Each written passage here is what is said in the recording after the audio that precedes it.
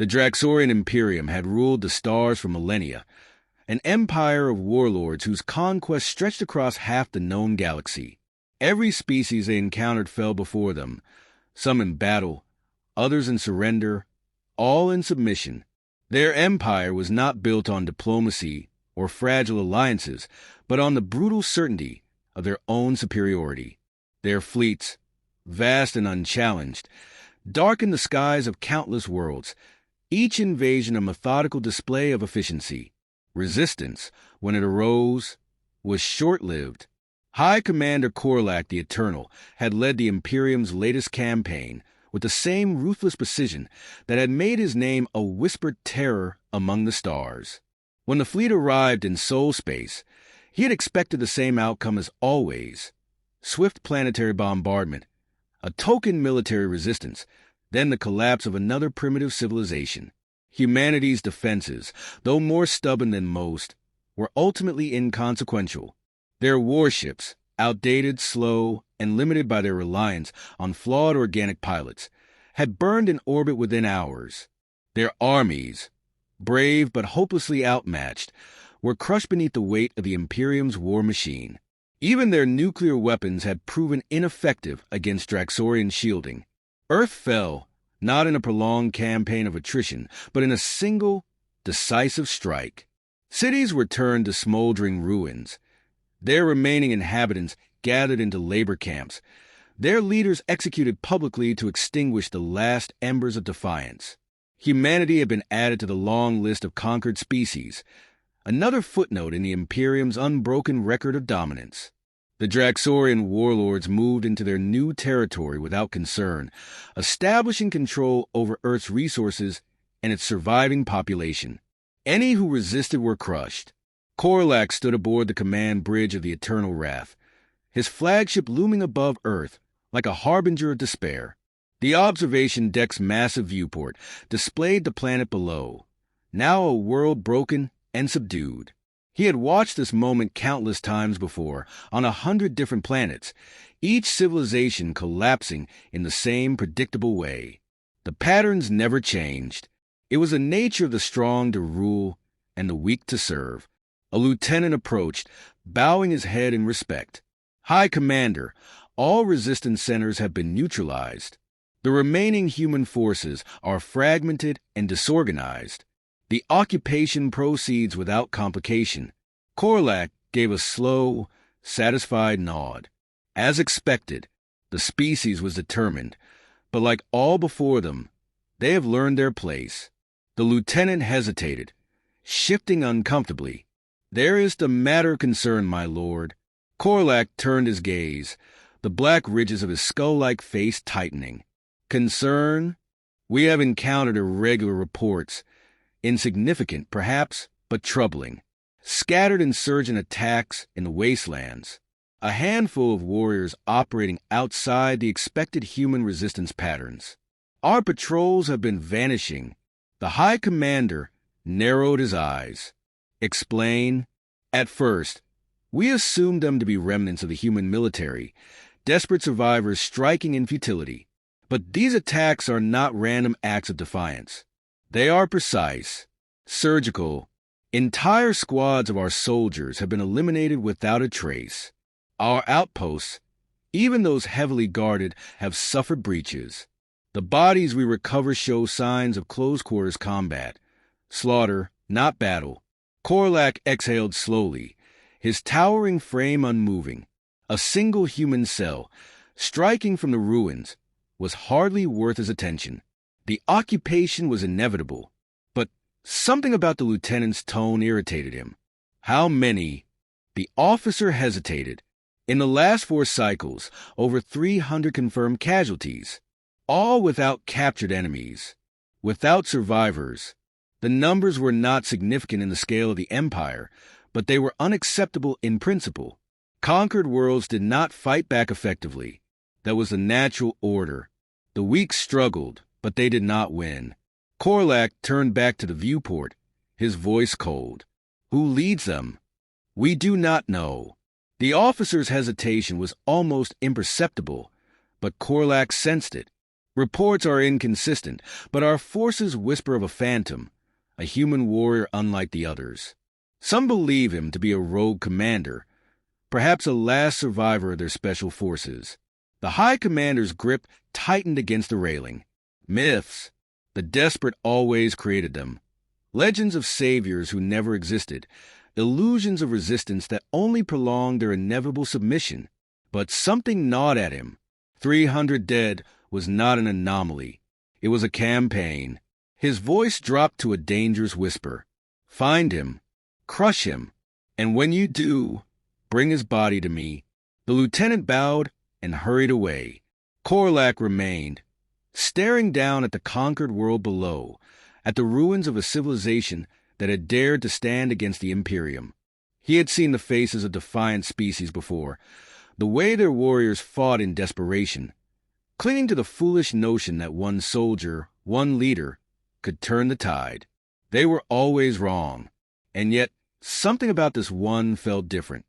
The wreckage of what was once Earth's last defense still smoldered in orbit, a silent testament to the brutality of the Draxorian conquest. Charred husks of warships drifted through the void, their crews long since obliterated. Below, on the planet's ravaged surface, the remains of civilization lay in ruins. The streets of once great cities were filled with the ghosts of their former lives, collapsed buildings, shattered monuments, and the distant echoes of a world that had believed itself unconquerable. Jack Reynolds crouched in the shadows of a ruined overpass, watching the patrol below. His breath was steady, his mind sharp, his body coiled with the lethal discipline of a predator. The Draxorians moved in precise formations, their reptilian armor gleaming under the sickly glow of scavenged human floodlights. They were methodical, practiced, their movements those of an occupying force so confident in its superiority that it had forgotten how to be cautious. That would be their first mistake. Jack had returned to Earth expecting a battlefield. He had found a graveyard. His team, his brothers, had been stationed off-world when the invasion hit, cut off from their home in the first wave of destruction. By the time he had made it back, there was nothing left of the fight. Only the occupation, only the conquered. For most men, that would have been enough to accept defeat. For Jack, it was reason to start a war. The patrol was small, 6 Draxorian soldiers, armed but relaxed. They had no reason to be on alert. Humanity's resistance had already been crushed, or so they believed. Jack had spent days studying their movements, learning their routes, their habits, the subtle vulnerabilities in their supposedly unbreakable patterns. He had waited for the right moment. Now it was here. The first went down without a sound, Jack's knife slipping beneath the armor at the base of its skull, severing its spinal column. He caught the body before it hit the ground, lowering it into the rubble.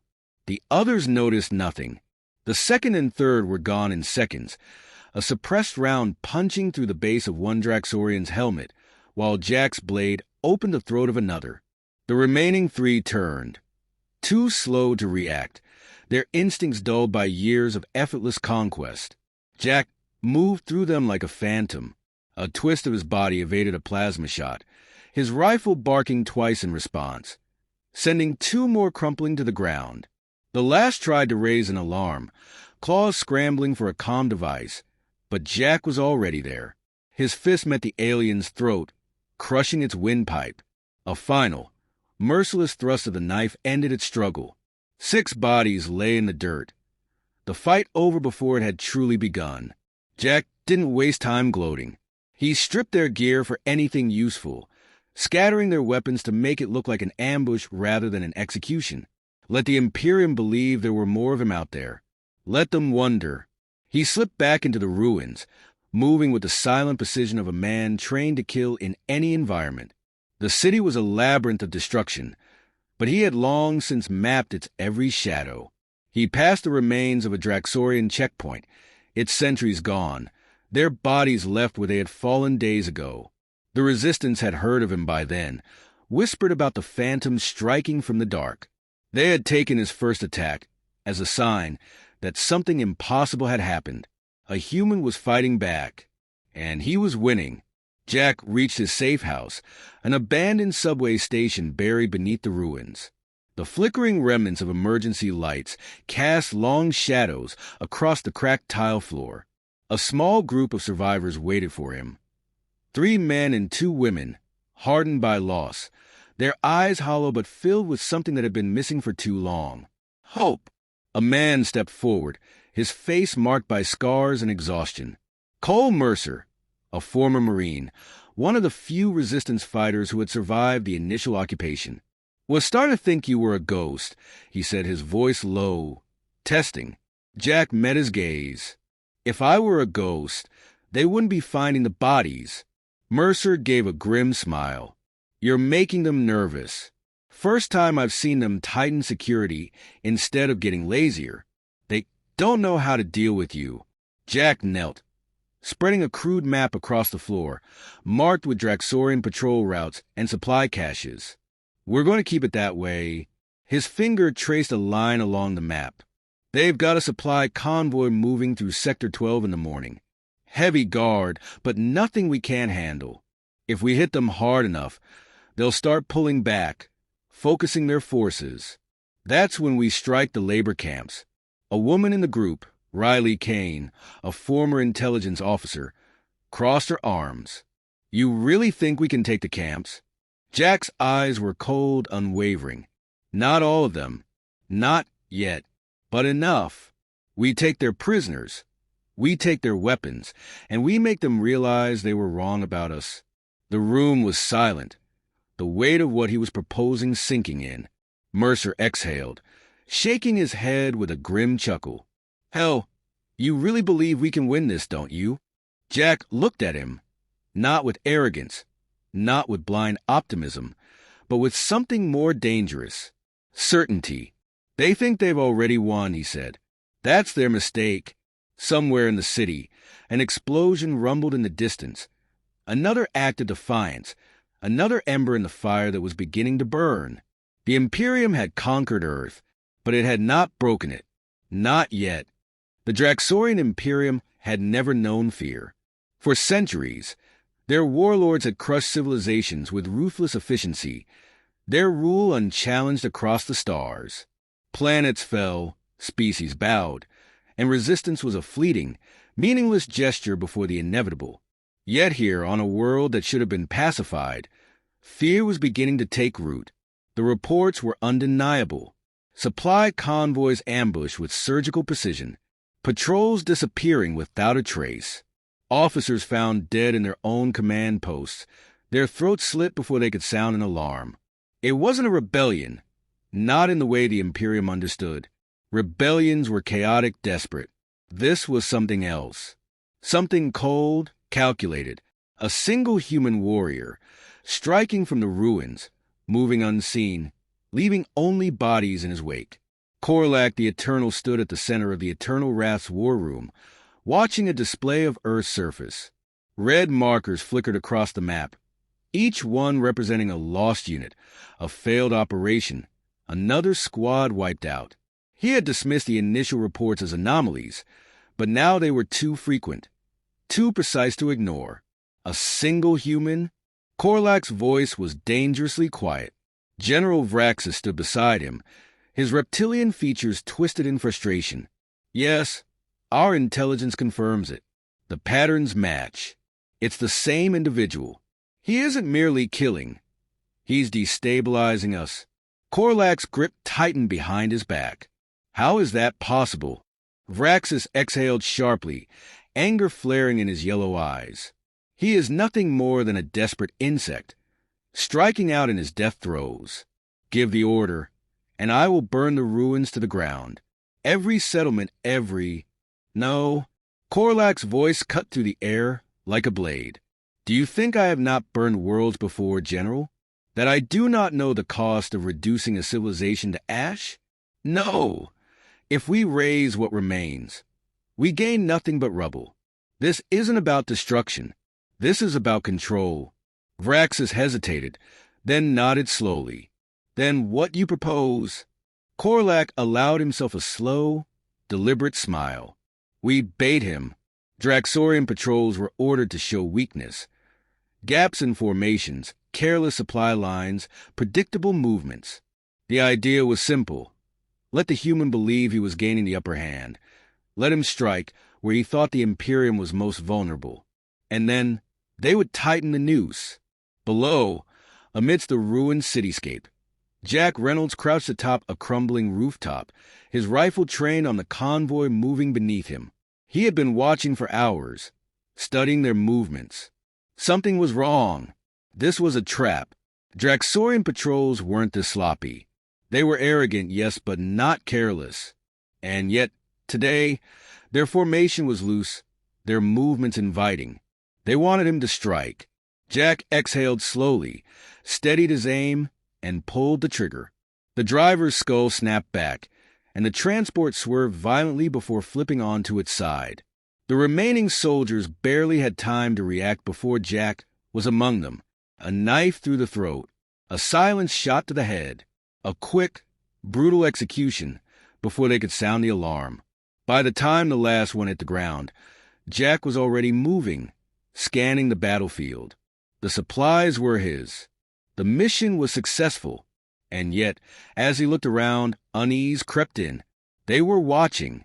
Jack melted back into the shadows, leaving only bodies behind.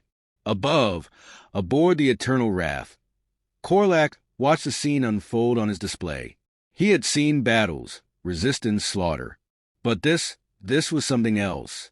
For the first time in his long, brutal existence, Korlak felt something unfamiliar.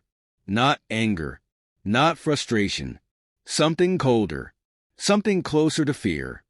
The night sky above Earth was shattered by fire. Explosions rippled across the ruined cityscape, sending plumes of smoke twisting into the air. The Draxorian Imperium had unleashed its full fury, its forces swarming through the wastelands in search of one man. The trap had been set, the net tightened, and yet, despite their overwhelming numbers, despite their superior firepower, Jack Reynolds was still alive. He moved like a ghost through the wreckage, his breath steady, his hands firm around his rifle. The Draxorians had finally committed to the hunt. No more patrols, no more calculated searches. They had sent everything they had, deploying their elite warriors, armored assault squads, and aerial drones. Jack welcomed it. This was the moment he had been waiting for. Korlak, the Eternal, stood aboard the Eternal Wrath, watching the battle unfold on his display. His forces had Jack surrounded, his escape routes cut off. The human had been formidable, but now he was cornered. No creature, no matter how dangerous, could fight against the inevitable. Close the perimeter, Korlak ordered. No mercy. Bring me his body. The Draxorians strike. Teams advance through the ruins, their movements disciplined, their weapons ready. They had been told this was a hunt. What they did not realize was that they were the prey. Jack had spent weeks studying them, learning their weaknesses, understanding their patterns. They were arrogant, too reliant on their technology, too comfortable in their belief that no human could challenge them. He had let them think they had won, let them believe they were herding him into a kill zone. But it was not a kill zone for him. The first explosions tore through their formations. Improvised traps, rigged explosives, pressure mines hidden beneath rubble. Draxorian warriors were flung through the air, their bodies broken before they even had a chance to fire a shot. Panic rippled through the ranks. Their prey was supposed to be on the run, but now they were dying before they even saw him. Jack struck like lightning. A burst of gunfire from the shadows. 2 soldiers down before the others could react. A knife flashed in the darkness. Another throat cut. Another body hitting the ground. The Draxorians fired wildly, but Jack was never where they expected him to be. Korlak watched in cold silence as his troops fell. This was not the work of a desperate man. This was the work of a soldier who had turned the battlefield into his weapon. Deploy the Warbringers, Korlak ordered. Crush him. Heavy footfalls shook the ground as the Draxorian Warbringers entered the fray. Hulking, armored brutes wielding plasma cannons capable of reducing buildings to slag. They moved with slow, unstoppable purpose, their weapons lighting up the night. Jack didn't run. He adjusted his grip, took a breath, and fired. A single shot, precise and devastating, found a weak spot in the first Warbringer's armor. The behemoth staggered, its weapon firing wildly before it collapsed in a heap of molten metal. The second Warbringer turned, but Jack was already moving, weaving through the wreckage, using the ruins as cover. He fired again, another perfect shot, another monstrous warrior brought down. Korlak clenched his jaw. Enough. With a flick of his clawed hand, he turned to his personal guard. Prepare my shuttle. The battlefield fell silent as the ship descended, its engines roaring, sending dust and debris spiraling through the air. The surviving Draxorian soldiers pulled back, forming a perimeter as Korlak stepped onto the ruined earth. He did not wear armor. He did not carry a weapon. He had never needed them before. Jack emerged from the shadows, rifle raised, his face streaked with blood and dust. He had fought armies, had faced the might of an empire, and yet here he stood alive. Korlak studied him, his yellow eyes cold. You are no ordinary human. Jack's voice was steady. And you're no god. For the first time in his long existence, Korlak smiled. Then let us see who is right. He moved with terrifying speed, a blur of black and crimson. Jack fired, but Korlak was already upon him, striking with inhuman strength. Jack barely dodged, rolling to the side as Korlak's fist shattered the concrete where he had stood. Jack retaliated with a knife strike, but Korlak caught his wrist, twisting with bone-snapping force. Jack gritted his teeth against the pain, pivoted, and drove his knee into the Warlord's side. Korlak barely flinched. He grabbed Jack by the throat and lifted him into the air. This is the fate of all who defy the Imperium. Korlak snarled. You are nothing. Jack's vision blurred, the edges of the world darkening. But he wasn't done. With the last of his strength, he pulled the pin on the grenade strapped to his vest. Korlak's eyes widened. Jack smiled. Neither are you. The explosion ripped through the battlefield. Smoke and fire engulfed the ruins, and for a moment there was only silence. Then, from the wreckage, a figure emerged, bloodied, battered but alive. Jack Reynolds. Korlak lay motionless, his once unbreakable form shattered. The great warlord of the Imperium, feared across the galaxy, had been defeated by a single human. Jack stood over him, breathing heavily. The war was not over. The Imperium still ruled the stars. But tonight, they had learned a truth they would never forget. Humanity was not broken. Humanity would never bow. And Jack Reynolds was just getting started.